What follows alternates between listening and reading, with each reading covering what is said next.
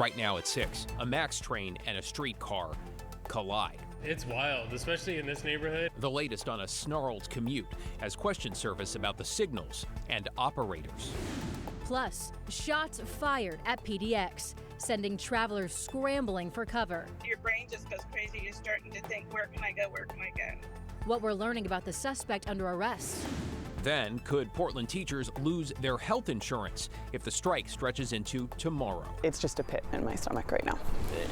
And downtown Portland has some big holiday plans. Come down, see for yourself, experience the city again. It's magical, especially during this time of year. Where you'll be able to skate into Christmas and the New Year.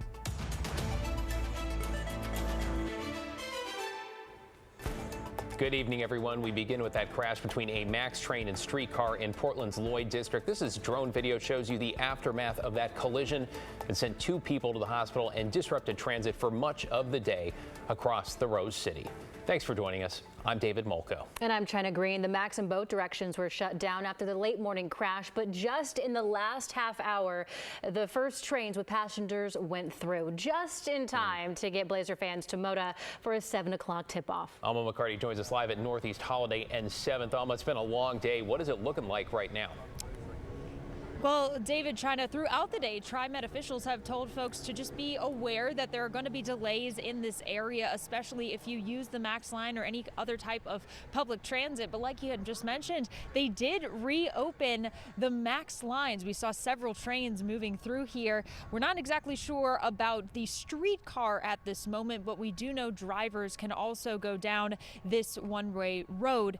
However, we don't know exactly what caused all this, but we will learn in the next couple of days. It's pretty apparent. The streetcar and the MAX train collided. Apparent but shocking to people near Northeast 7th and Holiday Wednesday morning. It's wild, especially in this neighborhood. It's usually so quiet. So it's kind of like exciting for this building. Everybody was down trying to check out what was going on. Brody Worrell works as a barista and heard the crash around 10 a.m. between a Portland streetcar and a MAX train. Once the initial, crash happened, I looked right out and I saw both of them kind of slowly move in.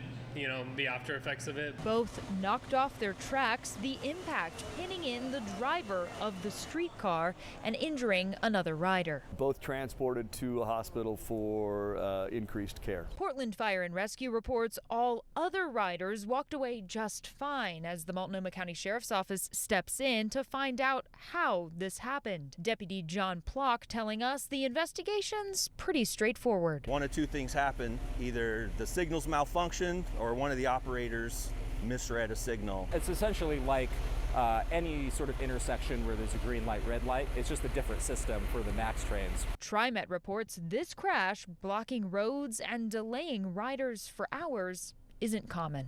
There are occasions where there are autos in the right-of-way and there are collisions as a result of that, people running red lights, and it can lead to a derailment. But these types of collisions are very rare. Now, to reiterate, no serious injuries to report at this time, and crews have been working diligently all day to get things fully back on track, and that should be happening very soon. Live in Northeast Portland, Alma McCarty, KGW News. Thank you, Alma. Let's get to your headlines this evening. We're going to start at PDX, where police arrested a woman they say fired shots late last night near a security checkpoint. Portland officials say she fired shots into the air with a handgun. No one was hurt, but as you can imagine, travelers across the airport ran for cover. There were a lot of people, hugging each other. People were tearing up. Your brain just goes crazy. You're starting to think, where can I go? Where can I go?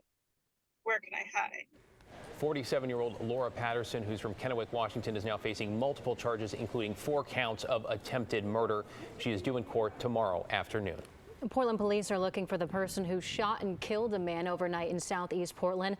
It happened around 1:45 this morning at a bar at 122nd and Clinton in the Powellhurst Gilbert neighborhood. The man was taken to the hospital where he later died.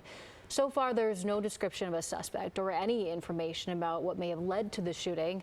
If it found to be a homicide, it would mark the 62nd homicide this year in Portland. In southern Oregon, federal, state, and local authorities say they have taken down a major fentanyl ring operating in Grants Pass. After serving 9 search warrants, officials say they turned up more than 3 dozen illegal firearms, 40 pounds of meth, and enough fentanyl for 144,000 lethal doses. DEA officials say that number will likely go up as they collect more evidence. 24 people were arrested. The raids were the culmination of an 18-month investigation. The Beaverton School District has a warning for students after the district was hit by a cybersecurity attack last night. The district says some students' passwords to email accounts, Google Documents, and the student grading platform were compromised. If students use that same password for other personal accounts, they should change it. The Cyber News reporter Carrie Tomlinson explains why. The cyber attackers steal databases full of people's passwords and names. And then they use automation to try that on a bunch of other accounts and platforms. The district believes it knows how the passwords were compromised, but it's not revealing that information while the police investigation is ongoing. And Oregon's liquor regulator, the OLCC, is now changing its lottery system for high-end bottles. An outside contractor will now be in charge after a state investigation last year found OLCC officials were using their positions to divert and score rare bottles of bourbon before the public had a chance to buy them. The drawings will be held once a quarter. OLCC employees and liquor agents are not permitted to participate. Matt? Thanks so much, David. I tell you what, it was a beautiful day at the coast. The valleys, of course, have been socked in, but I'm going to let this run for a bit, not only because we get the clear sky, but a couple of interesting things happening. First of all, the high clouds showing the northerly flow taking over. Then we see these low clouds. Those are illustrating the easterly flow. The easterly winds are beginning to take hold over the region. Then finally at the end, a little bit of a crescent moon right there, which will come into play Friday night if you're looking for a particular meteor shower, which we'll talk about. But in Portland right now, we still have clouds. It's 51 here. So as long as the clouds stay in, that'll delay the formation of fog. But I do expect these higher clouds to clear, fog to form overnight, fog and or frost, depending on exactly where you are. East winds will have a lot to do with that, as those will be kicking up and ensuring a couple of really beautiful days, Thursday and Friday, lots of sunshine. Now, coming up in a bit, we'll talk about Friday night and the Leonid meteor shower, and that's where that moon comes into play. Guys? Thanks so much, Matt.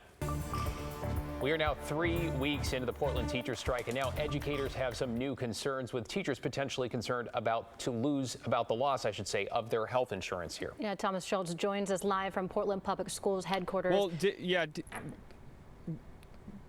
yeah, go ahead, Thomas. We're David listening. in China, I mean, we just heard that school is going to be canceled for tomorrow. That's Thursday. And because of that school cancellation, that means that teacher health care insurance is also going to be cut by Portland Public Schools for December. Now, that means that there's worry from those teachers that there could be severe repercussions, not only for them, but for their children as well. Wednesday marks the 9th day Portland Public Schools are closed. Portland is a union town. Teachers continue to picket for better working conditions, higher pay, and smaller class sizes. Now they're concerned about something else: health care. I mean, I was expecting to not have to deal with that right now.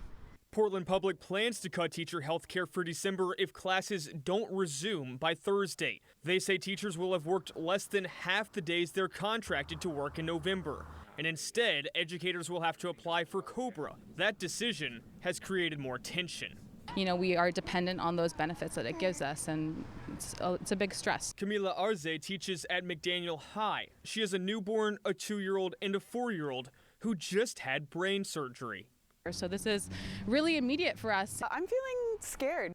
Julia Kirkpatrick has a baby too, and she takes insulin for type 1 diabetes. So for me, this district's decision to try and use our access to healthcare as a bargaining tactic is actually life or death. Now, Portland Public says the decision is not a bargaining chip and says they told teachers coverage could be lost back in late October. Fortunately for teachers, the Oregon Education Association, the statewide teachers union, will cover COBRA costs. Portland Public estimates it will cost more than $5 million for educators' December health care. Still, teachers worry some may lose insurance after switching back and forth from COBRA to their usual health care. I'm just really stressed out about that right now. So many people stressed out, including the families of students there. Thomas, let's talk about potential relief now in the form of negotiations and eventually, we hope, a deal here. So the union says it offered a new proposal yesterday. They made kind of a big deal about it, saying it brings the two sides significantly closer on spending. Though this evening, it appears the district is sort of saying not so fast, and they're disputing how much closer. What's going on here?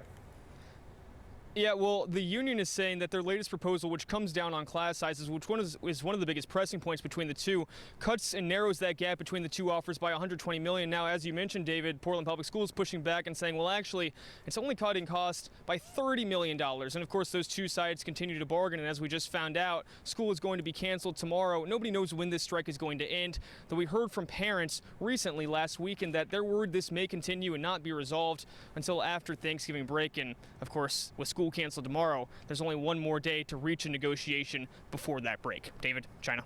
Yeah, right. Those numbers make it sound like they are still not on the same page. Thank you, Thomas. And then Portland may have to extend the school year to summer to make up for the lost time in the classroom. That's because the state has requirements on instruction time. Let's get to investigative reporter Kyle Aboshi in the newsroom looking into the potential fallout from the strike. Kyle. Yeah, today marks the 9th day students in Portland were out of school. Tomorrow will be the 10th. And eventually they're going to have to make up some of that missed time. Oregon students are required to get 900 hours of instructional time each year. It's 990 for high school students. District officials say until the strike is over, it's difficult to determine exactly how many days students will need to make up to meet state requirements. And so we really can't commit to extending the school year or not until we know how long the teachers have been out.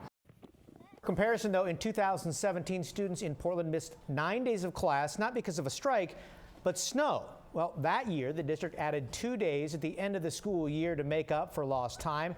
They also eliminated late starts and early releases. At the time, the district considered various other options, including shortening spring break, Saturday classes, and adding minutes to the start and end of each school day. We could see those same options on the table as the strike drags on. If a district doesn't meet state instructional time requirements, they can ask the State Board of Education for a one-year waiver. Currently, the last day of school in Portland is scheduled for June 11th. We'll see what happens. Thanks, Kyle. And stay with KGW for the latest on the Portland teacher strike, however long it lasts. You can catch up on our past coverage. Look for updates on KGW.com and streaming on KGW+.